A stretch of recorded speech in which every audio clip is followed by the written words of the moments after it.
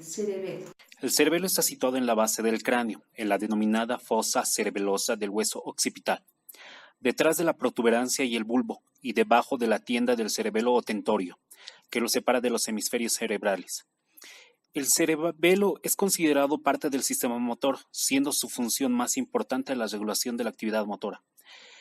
Coordina los movimientos voluntarios como la postura, el equilibrio, la coordinación y el habla, lo que resulta en actividad muscular suave y equilibrada. También es importante para corregir comportamientos motores.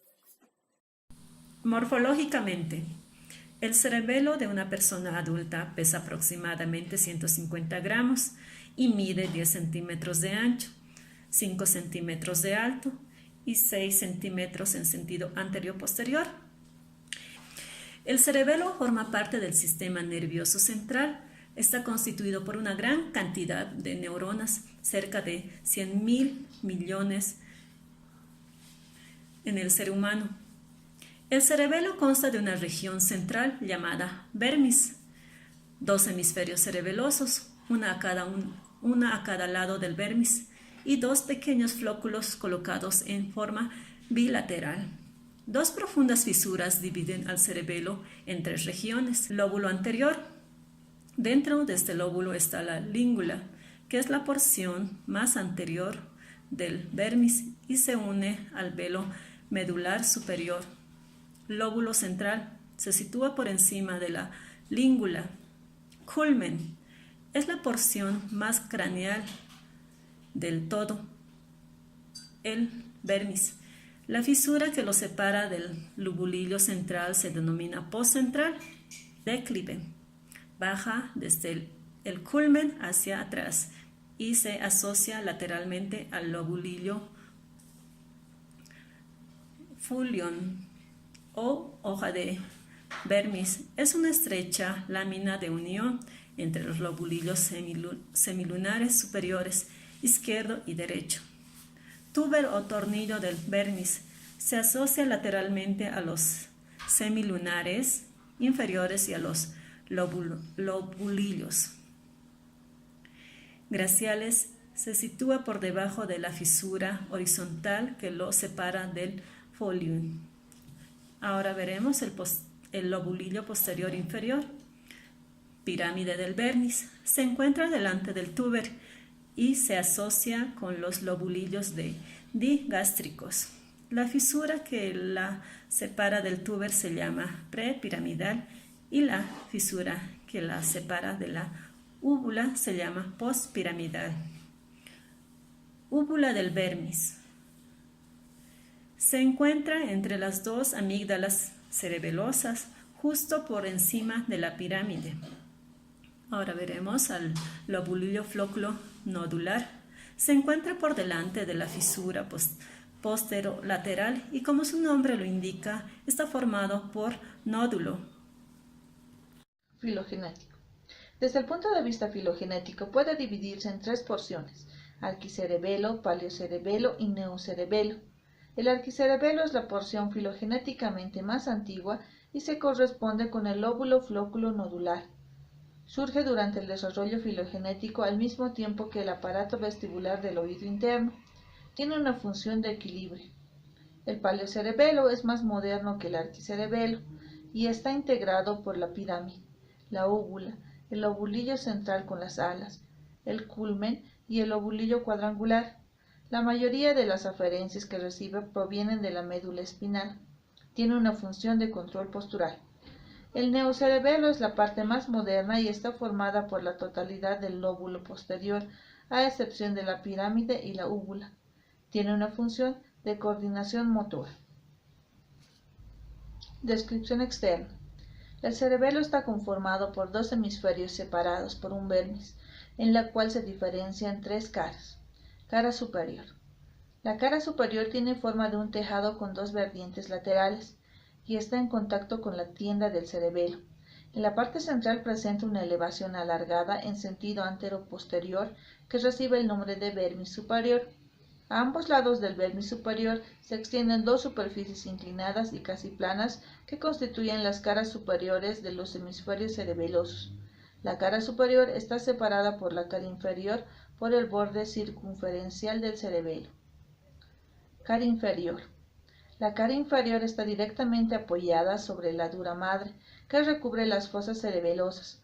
Muestra un amplio surco en la línea media, denominado vallécula o cisura media, que alberga la hoz del cerebelo, y en cuyo fondo se encuentra el vermis inferior, que es la continuación del superior. En la parte más anterior y a ambos lados del vermis inferior, los hemisferios cerebelosos presentan una prominencia ovoidea denominada amígdala cerebelosa. Estas amígdalas guardan una estrecha relación con el bulbo raquídeo. Cara anterior. La cara anterior está íntimamente relacionada con la cara posterior del tronco, del encéfalo, y para poder variar es necesario seleccionar los 3 pares de pedúnculos que la unen a él. A ambos lados y por debajo de los pedúnculos cerebelosos inferiores hay unas prominencias denominadas flóculos. El nódulo y los folículos están unidos entre sí por el pedúnculo del flóculo, que en parte corre sobre el vello medular inferior. Corteza cerebelosa. La corteza cerebelosa tiene una superficie muy extensa, unos 500 centímetros cuadrados, gracias a los numerosos pliegues o circunvoluciones, predominantemente transversales, que aumentan unas 3 veces su área. La corteza está conformada por multitud de unidades histofuncionales conocidas como laminillas cerebelosas.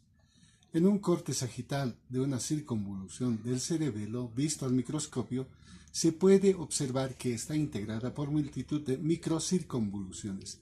Estas microcircunvoluciones son las laminillas cerebelosas, que están constituidas por una fina lámina de sustancia blanca recubierta de sustancia gris. La capa granular, es la capa más profunda de la corteza cerebelosa y limita en su zona interna con la sustancia blanca. Debe su nombre a que en ella predomina un tipo de pequeñas neuronas intrínsecas denominadas granos o células granulares del cerebelo.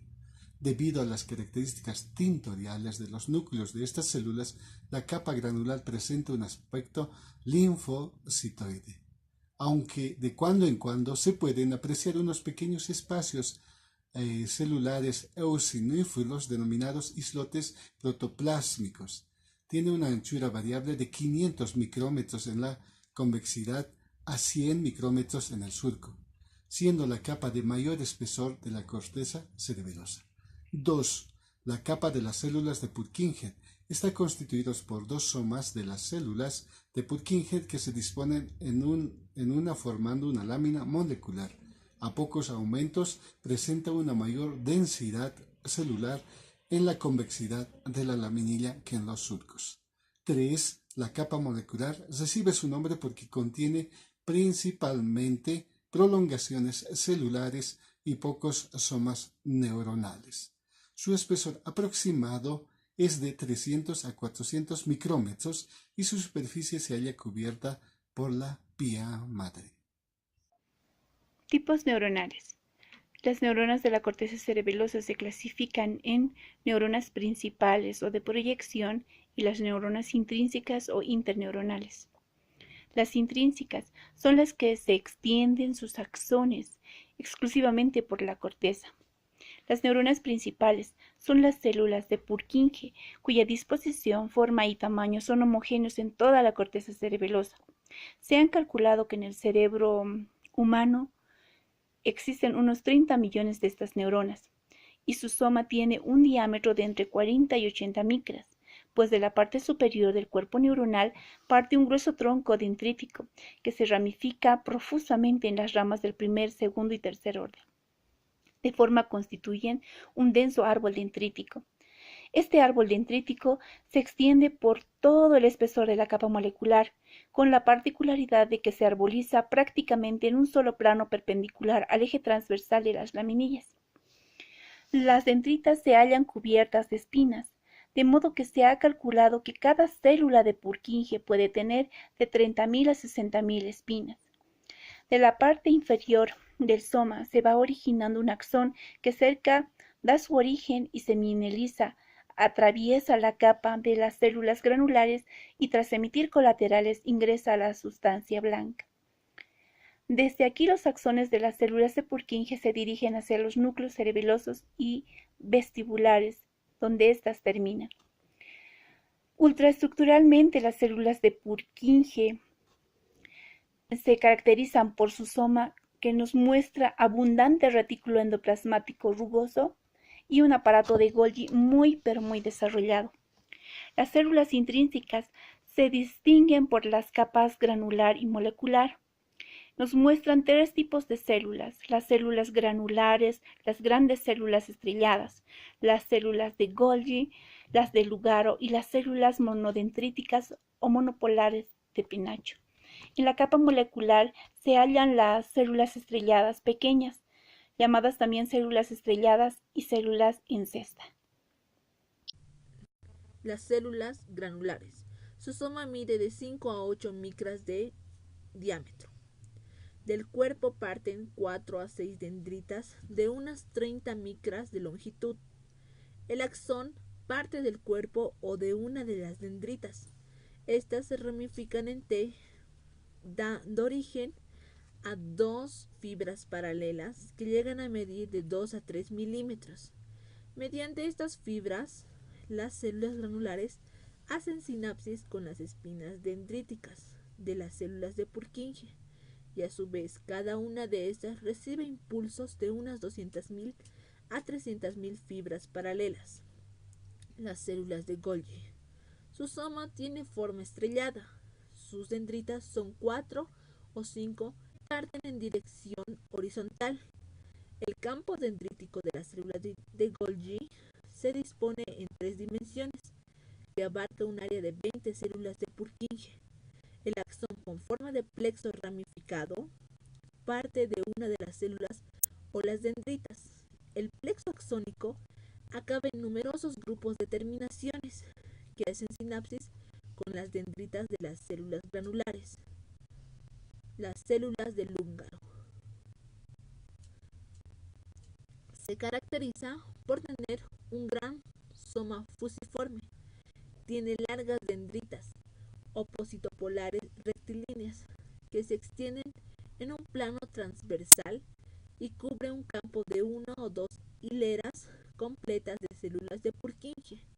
Su axón se divide en un amplio plexo. Células monodendríticas en penacho. Se encuentra en la capa granular. Presentan un soma esférico y un único tronco dendrítico que termina en una corta arborización en penacho. Células en cesta. Su soma tiene forma triangular o estrellada, que mide de 10 a 20 micras de diámetro.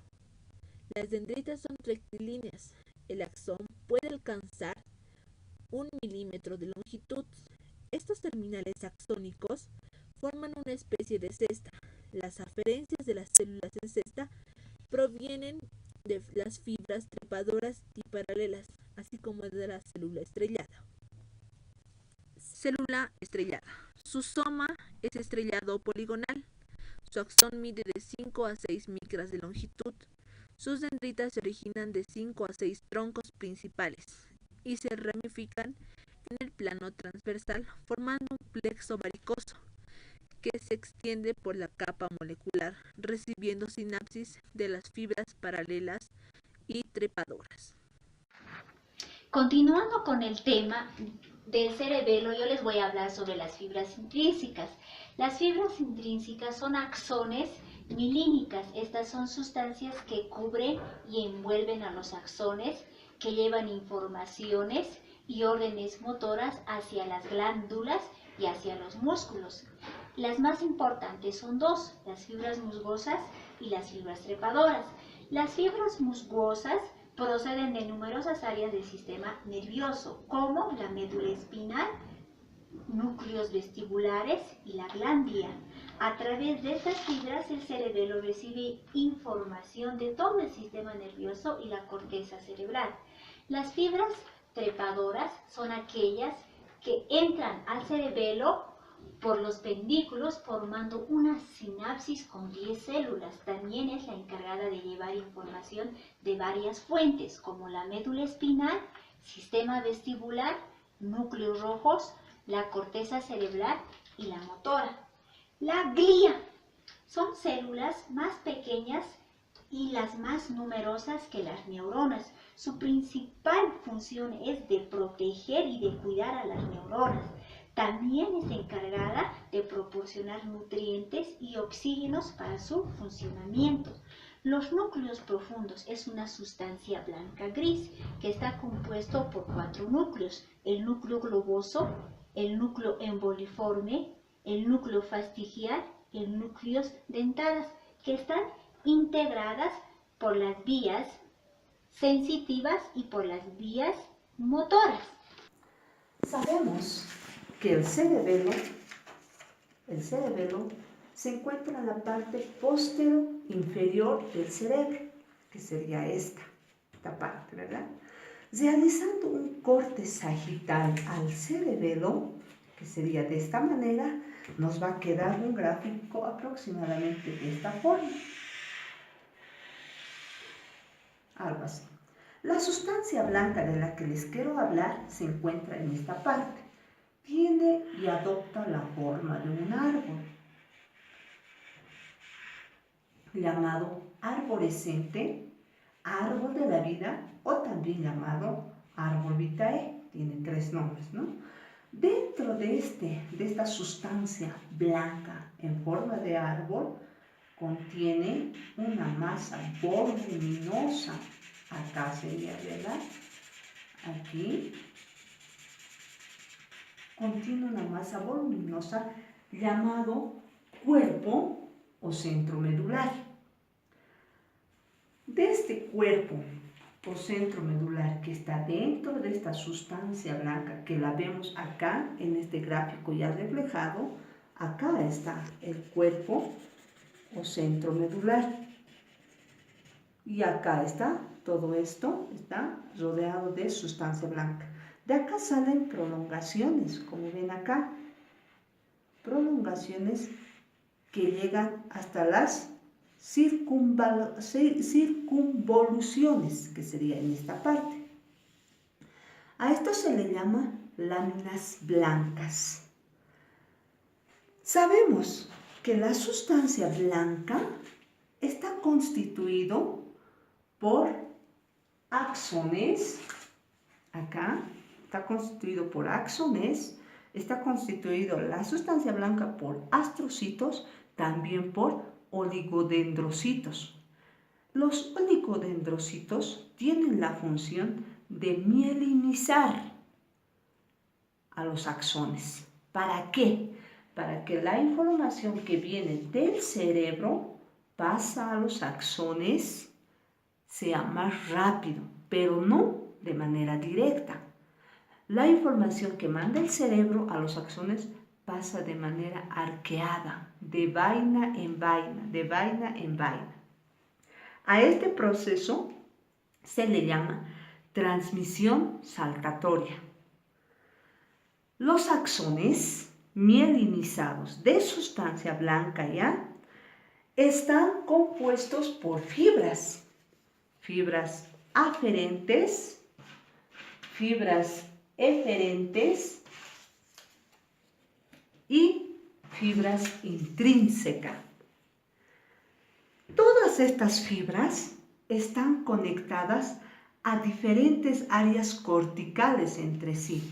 Están conectadas a diferentes áreas entre sí. Por ejemplo, la fibra aferente, corresponde a los axones de células de Purkinje, que es un tipo de fibra musgosa. Las intrínsecas, entre las fibras intrínsecas, sería más o menos así, las fibras intrínsecas. Entre estas existe otro tipo de fibras llamadas de comisurales, también llamadas de asociación o arqueadas. Estas fibras comisurales son las que entrecruzan vamos a hacer acá, son las que cruzan la línea media conectando la otra parte opuesta del cerebro. Se viene a este lado, vamos a decir, ¿no? De esta manera. Las comisuradas pasan esas fibras a la otra parte. Y las fibras arqueadas que salen de acá, de las intrínsecas, las arqueadas, son las que conectan las circunvalaciones cerebelosas adyacentes entre sí. Esto sería mi tema. Muchas gracias.